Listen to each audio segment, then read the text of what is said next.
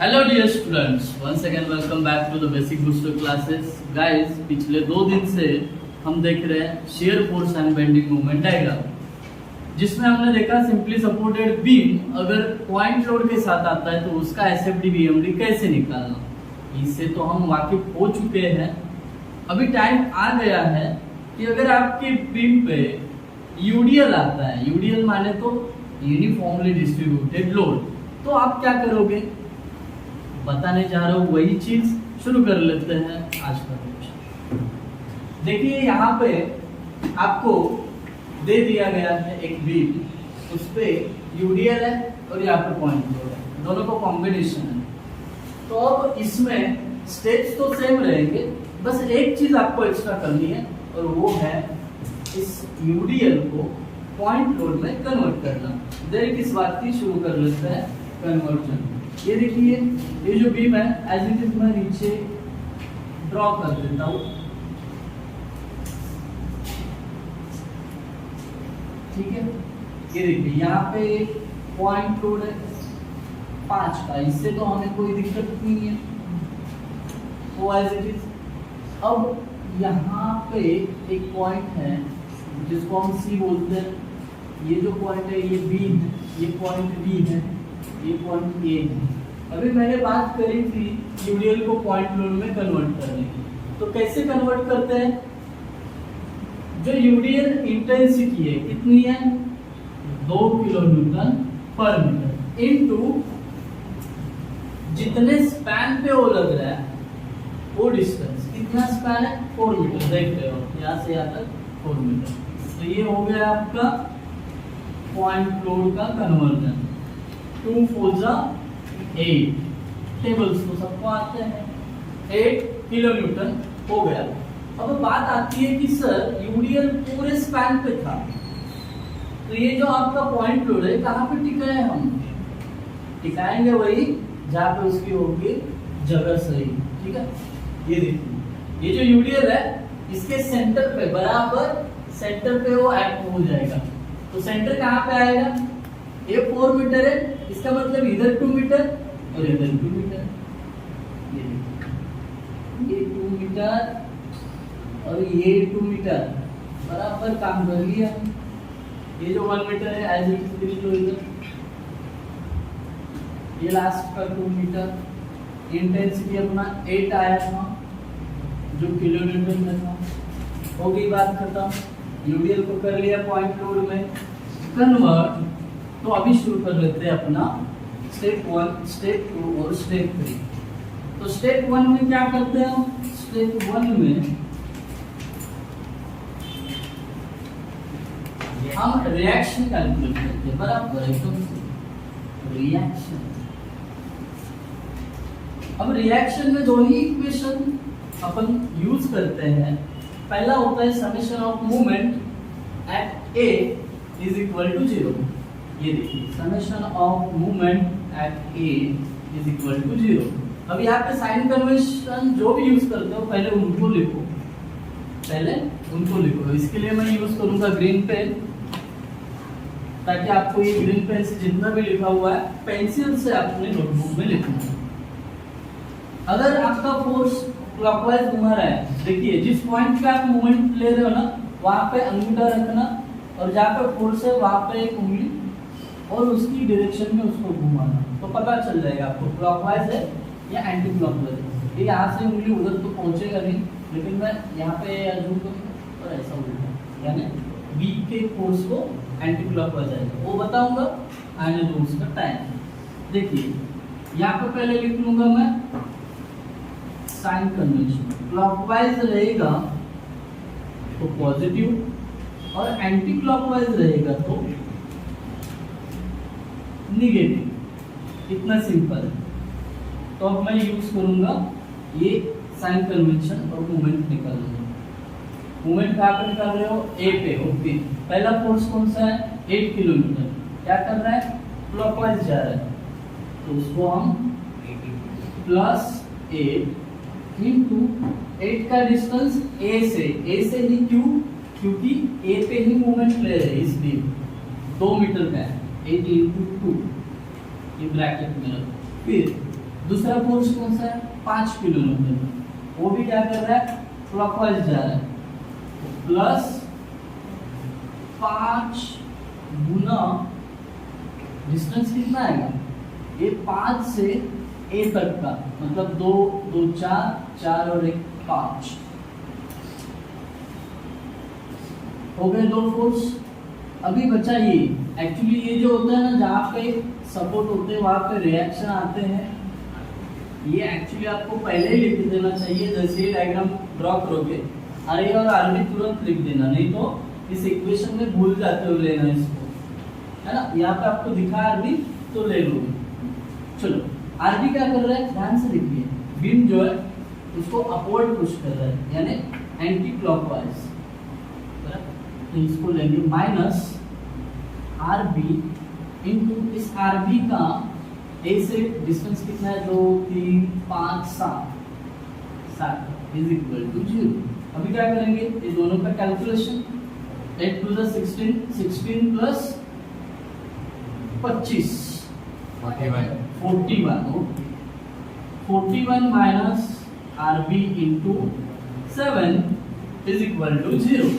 अभी क्या होगा ये जो आरबी इंटू 7 है ये जाएगा राइट साइड में, तो 41 is equal to RB into 7, therefore RB क्या हो जाएगा, ये जो 7 है इधर जाएगा तो डिवाइड में जाएगा क्योंकि इधर था वो मल्टीप्लाई, तो क्या होगा 41 डिवाइडेड बाय 7, और हमारा जो भी आंसर आएगा आरबी का वो मैं लिखने जा रहा हूँ। अभी आप पता होगा आरबी का आंसर कितना है आपको 5.857। देखिए 857, अगर ये डिजिट 5 या 5 से बड़ा होता है तो ये उससे पहला 1 से बढ़ा के लिखो और सबको हटा दो। आरबी रिएक्शन किलो न्यूटन में आएगा। अभी आरबी मिल गया, इक्वेशन एक यूज करके हुआ। अभी summation of F Y is equal to 0, इसका मतलब क्या होता है जितने ऊपर जाने वाले फोर्सेस है उनका समेशन इज इक्वल टू नीचे जाने वाले फोर्सेस का समेशन। ऊपर जाने वाले कौन से आर ए और आर बी, यानी R A plus R B is equal to नीचे जाने वाले फोर्सेस 8 और 5। अब ये दोनों को सेपरेट यहाँ पे 8 प्लस 5 लिखा क्या और मन में किया क्या, वही बात होगी। मैं मन में ही कर रहा हूँ, 8 प्लस 5 13 होता है, जैसे मुझे पता है वैसे आपको भी पता है 13 लिखा मैंने। आरबी का वैल्यू पता है ना आपको, जस्ट ऊपर लिखा था 5.86 ना, तो R A plus 5.86 is equal to 30। ये इधर जाएगा तो माइनस हो जाएगा और आपको आर ए का वैल्यू कितना मिलेगा आप भी बताओ। 7.14 किलो न्यूटन मिल गया आर ए और आर बी। तुरंत डायग्राम में इसके वैल्यूज लिख देना। आर ए का वैल्यू 7.14 और आर बी का वैल्यू 5.86। ये तुरंत लिखना, बाद में कैलकुलेशन में बहुत काम आता है, नहीं तो ढूंढना पड़ेगा आपको। यहाँ पे स्टेप 1 अपना डन होता है। अभी स्टेप नंबर 2 पे जाएंगे। स्टेप 2 क्या कहता है, शेयर फोर्स का कैलकुलेशन। शेयर फोर्स का कैलकुलेशन क्या करते हैं हम, हर पॉइंट पे लेफ्ट और राइट दोनों जगह पे, मतलब एक अपना जर्नी होता है शेयर फोर्स कैलकुलेट करते वक्त। जर्नी कहाँ से शुरू होता है, ए के लेफ्ट से बी के राइट तक। तो शुरू करें अपना जर्नी। देखिए यहाँ से मैं चलना स्टार्ट कर दूंगा, ए का लेफ्ट, यानी यहाँ पे ए पॉइंट है और इसमें ये जस्ट लेफ्ट है, जस्ट लेफ्ट, वहां पे कुछ भी नहीं है, तो फोर्स एट ए के लेफ्ट 0। उसके बाद मैं थोड़ा सा आगे चलता गया, यहाँ पे रुका, यहाँ पे रुका मतलब कहाँ पे रुका, ए के राइट में। तो previous value as it is लिखना। बीच में कोई फोर्स आया क्या यहाँ से यहाँ तक जाते वक्त, तो 7.14 ये जो फोर्स है ऊपर जा रहा था, बराबर, तो वो होगा इसमें प्लस 7.14 यानी 7.14 किलोमीटर। इससे पहले मैं डायरेक्टली 7.14 लिखा था पहले न्यूमेरिकल में, कोई इशू नहीं, वैसा लिखेंगे तो भी चलेगा, बट ये previous value as it is लिखना है, ये कॉन्सेप्ट समझाना था, इसलिए मैंने इसमें लिखा हुआ। अभी यहाँ से मैं यहाँ पे गया, यहाँ पे तो पॉइंट नहीं है, यहाँ पे मत जाओ, सीधा चलते रहो और यहाँ पे जाओ, जहाँ पे पॉइंट है वहां पे जाने का। यहाँ पे पहुंचे मतलब कहाँ पे पहुंचे, सी के लेफ्ट में, बराबर। यहाँ से निकले सीधा और यहाँ पे रुके, ध्यान दीजिए ये जो पॉइंट रोड है ना, यहाँ पे नहीं रुकना है। क्यों? क्योंकि वहां पे कोई पॉइंट नहीं है, यहाँ पे सी पॉइंट दिया हुआ है, इसलिए यहाँ पे रुकना है, यानी सी के लेफ्ट में रुका। प्रीवियस वैल्यू है वो पहला एज इट इज लिखो। उसके बाद यहाँ से यहाँ तक जाते वक्त एक फोर्स नीचे जाता हुआ रास्ते में मिला। नीचे जाना मतलब माइनस होना, कितना है 8, माइनस किया 8, बोलिए वैल्यू इसका कितना है 0.86 किलो न्यूटन। अब FCL हो गया, यहाँ से यहाँ पे जंप करो, माइनस आएगा, ओके, बराबर बात कही आपने। छोटी वैल्यू में से बड़ा वैल्यू माइनस होता है तो हमेशा वैल्यू माइनस ही आता है, इसीलिए मैंने बोला कि साइन का इम्पोर्टेंस बहुत है। अब सी का राइट में पहुंच गया हूं मैं, तो पहले जो वैल्यू है प्रीवियस एज इट इज लिखो, फिर सी के लेफ्ट से राइट तक जाने पे बीच में कोई भी फोर्स ना नीचे गया ना ऊपर गया, तो कोई हलचल नहीं है, तो इस आंसर में भी कोई हलचल नहीं होगी, एज इट इज रहेगा किलो न्यूटन। अब आप यहाँ से निकले, यहाँ पे पॉइंट डी है, मतलब यहाँ पे रुकना पड़ेगा, यहाँ पे रुकना पड़ेगा मतलब कहाँ पे, डी के लेफ्ट में, बराबर रुक गए। जो पहला वैल्यू है एज इट इज लिखो, और फिर देखो कि यहाँ से यहाँ तक जाते वक्त कोई बीच में आया क्या, नहीं आया, तो फिर आंसर में कोई हलचल नहीं होगी, एज इट इज आंसर रहेगा। अब यहाँ से यहाँ पे गए, यहाँ से चलते चलते थोड़ा आगे आ गए और यहाँ पे रुके। यहाँ पे रुके मतलब कहाँ पे रुके, डी के राइट में। पहला वैल्यू एज इट इज लिखना, और फिर देखना कि यहाँ से यहाँ जाते वक्त कोई फोर्स बीच में आया कि नहीं आया। आया, एक फोर्स नीचे जाता हुआ नजर आया, कौन सा, 5 किलोमीटर का, तो फिर वो माइनस हो जाएगा, तो इनको ऐड करोगे तो ये माइनस 5.86 किलोमीटर रहेगा। अब यहाँ से निकलो, यहाँ पे पहुंच जाओ, क्योंकि पॉइंट है, पॉइंट के पहले और पॉइंट के बाद हम हमेशा रुकते हैं, तो पॉइंट के पहले कौन से रुके हम, बी के, यानी बी का लेफ्ट। पहला वैल्यू एज इट इज लिखना, फिर देखना कि बीच में कोई आया कि नहीं आया, अगर नहीं आया तो एज इट इज आंसर रहेगा 5.86 किलोमीटर, दैट्स इट।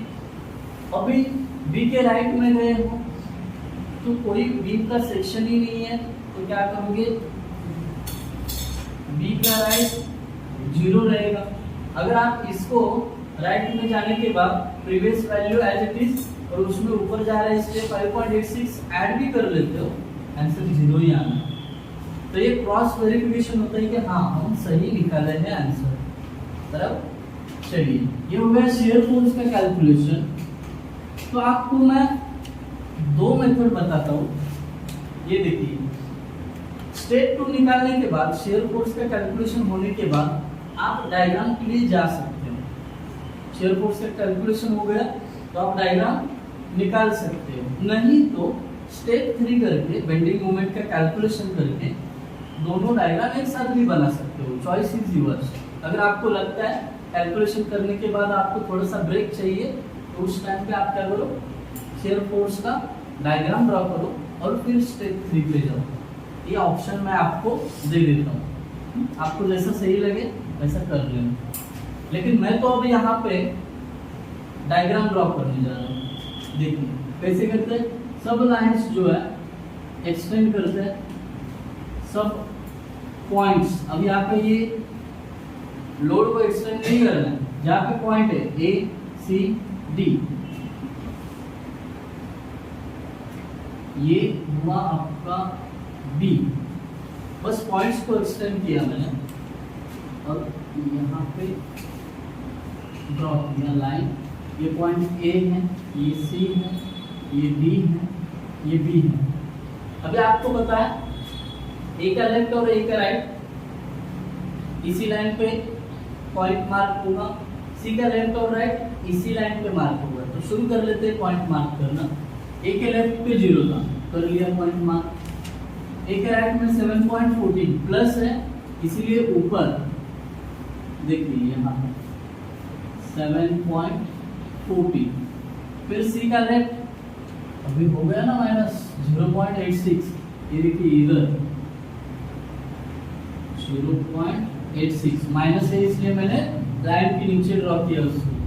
सी का राइट सेम, यानी यही पॉइंट आएगा, सी का लेफ्ट और राइट उसी पॉइंट पे आ गया। बाद में डी का लेफ्ट यानी डी के लाइन पे सेम उसी रेंज में इधर, क्योंकि वैल्यू उसका सेम है, हो गया डी का लेफ्ट 0.86। अभी डी का राइट कितना है, माइनस 5.86, मतलब थोड़ा और नीचे आएगा, इधर आएगा, कितना है 5.86। बाद में बी का लेफ्ट सेम 5.86 पर इसी लाइन में आएगा, बराबर इसी के लेवल में 5.86। बी का राइट कितना है 0, ये देखिए इधर ड्रॉ किया मैंने 0 लाइन पे। अभी आराम से क्या करेंगे, ये जो पॉइंट्स है इनको ज्वाइन करेंगे, लेकिन पॉइंट ज्वाइन करते समय ये याद रखना कि ए का लेफ्ट यानी 0 से ए का राइट यानी 7.14 ऐसा सीक्वेंस में ज्वाइन करना, ठीक है। अभी इसके बाद सी का लेफ्ट और राइट दोनों इधर है, तो इधर से सीधा इधर जाना है आपको, ये याद रखना, बराबर। ए के राइट के बाद कौन सा आया था, सी का लेफ्ट ना, कहाँ पे मार्क किया मैंने, यहाँ पे, इसलिए मैं सीधा उधर आया। अब यहाँ से आप सीधा इधर नहीं जाओगे, क्योंकि ये जो है डी का राइट है, उससे पहला क्या आता है डी का लेफ्ट, तो पहले इस पॉइंट पे जाओ और फिर डी के राइट पे आओ, फिर बी के लेफ्ट पे, फिर बी के राइट। हो गया आपका डायग्राम, इसको बोलते हैं SFD यानी शेयर फोर्स का डायग्राम। डायग्राम ड्रॉ करने के बाद थोड़ा सा आपको ब्रेक मिला कैलकुलेशन के लिए, फिर अभी कैलकुलेशन के लिए जाते हैं। Step number 3। स्टेप नंबर 3 में क्या करते हैं, बेंडिंग मोमेंट का कैलकुलेशन करते हैं। बेंडिंग मोमेंट्स कैसे कैलकुलेट करते हैं, हर एक पॉइंट पे करते हैं। और आपको पता है सिंपली सपोर्टेड बीम में जो एंड सपोर्ट्स होते हैं वहां पे मोमेंट हमेशा के लिए 0 होती है।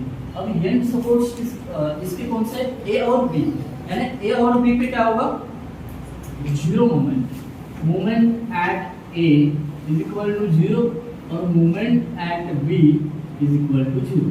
अब बच्चे कौन से पॉइंट, सी और डी। अब मोमेंट निकालेंगे अपन सी पे, मोमेंट एट सी कैसे निकालोगे, या तो इसका लेफ्ट या तो राइट। तो सी का लेफ्ट नहीं तो राइट, दोनों में से एक साइड कंसीडर करूंगा, तो मैं क्या करूंगा लेफ्ट साइड कंसीडर करूंगा। अभी लेफ्ट साइड में है टोटल 2 फोर्सेस, एक रिएक्शन आ रही है और दूसरा 8। तो पहले फोर्स के कारण होने वाली मूवमेंट यानी 7.14 के कारण 7.14 क्या हो रहा है, ऊपर जा रहा है, इसलिए plus 7.14 into perpendicular distance. Moment कहाँ पे ले रहे, सी पे, तो सी से 7.14 कितना दूर है, ये देखिए यहाँ से लेके यहाँ तक का डिस्टेंस 2 और 2 4 इनटू 4। ये पहले फोर्स के कारण होने वाली मूवमेंट मैंने निकाली। अब बचा कौन सा, दूसरा फोर्स 8 किलोमीटर जो नीचे जा रहा है, इसलिए माइनस होगा, माइनस 8 इंटू ये 8 का सी से कितना डिस्टेंस है 2 मीटर। अब आप पूछोगे सर सी से ही क्यों लिया आपने, क्योंकि मोमेंट ही हम सी पे निकाल रहे हैं, इसीलिए 2 से मल्टीप्लाई कर लो इसमें। और मुझे कैलकुलेशन बताइए मोमेंट एट सी कितना होगा 12.56। ओके 12.56 किलो न्यूटन मीटर, ये मोमेंट एट सी हो गया। अभी सेम फंडा यूज करके मोमेंट एट डी का कैलकुलेशन करेंगे। अभी डी का लेफ्ट कंसीडर करेंगे तो कोई फायदा नहीं है, डी का राइट कंसीडर करेंगे तो फायदा है, क्योंकि यहाँ पे एक फोर्स का कैलकुलेशन है और लेफ्ट कंसीडर करोगे तो एक और ये दो का कैलकुलेशन करना पड़ेगा। तो चलिए मोमेंट एट डी के लिए एक ही फोर्स है, उसके कारण होने वाले मोमेंट 5.86 ऊपर जा रहा है इसलिए प्लस 5.86 इंटू ये 5.86 का बी से कितना डिस्टेंस है, देखिए 2 मीटर है, देखिए 2 मीटर, तो इसको मैंने 2 से मल्टीप्लाई किया तो मोमेंट एट डी कितनी मिली मुझे 11.72 किलोमीटर पर metre. 11.72 okay 11.72 kilo newton metre. That's great. सब मूवमेंट निकालिए। देख इस बात की मूवमेंट का भी डायग्राम निकाल लेते हैं, मूवमेंट का भी डायग्राम निकाल लेते हैं। ये देख लो अभी जो वैल्यूज है कहाँ पे, इधर ये प्लस है ये भी प्लस है, इसका मतलब लाइन के ऊपर ही आएंगे। तो मैं बेस लाइन जो है थोड़ा सा नीचे ड्रॉ कर लेता हूँ ताकि क्या होगा थोड़ा सा जगह मिल जाएगा मुझे। ए पे मूवमेंट 0 है, मतलब पहले पॉइंट्स मार्क करते हैं ना ड्रॉ करते हुए। ए पे मूवमेंट 0 है, पहले ए सी डी बी ये पॉइंट्स लिखना। सी पे मूवमेंट कितनी है 12.56, तो यहाँ पे एक पॉइंट ले लो जिसको बोलो 12.56। डी पे कितनी है 11.72, थोड़ा सा उसके नीचे 11.72, और बी पे कितना है 0, कर दिए पॉइंट मार्क। अब थोड़ी सी काम की बात कर लेते हैं, बहुत इंपॉर्टेंट है ये। जिस स्पैन पे यूडीएल रहता है उस स्पैन पे बेंडिंग मोमेंट डायग्राम ड्रॉ करते वक्त आपको कर्व ड्रॉ करना है। जैसे कि यहाँ पे स्पैन एसी पे यूडीएल था, तो मैं ए टू सी क्या करूंगा कर्व ड्रॉ करूंगा। ए टू सी यूडीएल है तो ए टू सी कर्व ड्रॉ करना पड़ेगा, जैसे कि यहाँ पर मैं ड्रॉ कर रहा हूँ, ये हो गया कर्व। अब बाकी तो पॉइंट लोड है उनको सीधा स्ट्रेट लाइन से स्ट्रेट लाइन, और इसके नीचे बीएमडी लिखना है। यहाँ पे मेरे पास जगह नहीं है तो मैं नहीं लिखूंगा, आपको बीएमडी लिखना है। करेक्ट? तो ये हो गया आपका एसएमडी और ये हो गया BMD. So that's all about today's lecture guys. अगर इसमें कुछ दुविधा रहेगी, कुछ डाउट रहेगा तो कमेंट सेक्शन में प्लीज मेंशन करिए, तो मैं उसका डाउट सेशन लेके आ सकता हूँ। अगर आपको मेरे वीडियो अच्छे लग रहे हैं तो चैनल को सब्सक्राइब करिए, बेल आइकन का बटन हिट करिए, ताकि जो भी नए लेक्चर्स मैं अपलोड करूंगा उसका सीधा नोटिफिकेशन आपके नोटिफिकेशन बार में रहेगा। आप सचेत हो जाओगे, सर का नया लेक्चर आया है, आप क्लिक करोगे और आपके कॉन्सेप्ट क्लियर करोगे। Thank you guys, thank you so much.